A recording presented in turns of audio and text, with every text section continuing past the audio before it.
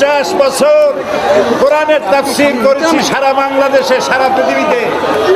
আমাকে বানানো হয়েছে যুদ্ধ অপরাধী, আমাকে বানানো হয়েছে চোর, ডাকাত, হত্যাকারী, ধর্ষণকারী।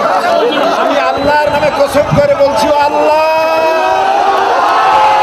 তোমার জাতের কসম, তোমার ইজ্জতের কসম, তোমার সম্মানের কসম, 1971 সনের এক ফোঁটা বালি বা কাদা আমার গায়ে লাগে নাই, লাগে নাই, লাগে নাই। আমার শুধু কাজ ছিল কোরআনের প্রচার করা। নাস্তিকবাদীরা সহ্য করতে পারে নাই, জালিমরা বরদাস্ত করতে পারে নাই, যার জন্য আমাকে বন্দী করে রেখেছে। আমি শাহাদাতের তামান্না করি, আমি শহীদ হতে চাই, তবে চোর, ডাকাত ইত্যাদির বদনাম নিয়ে মরতে চাই না।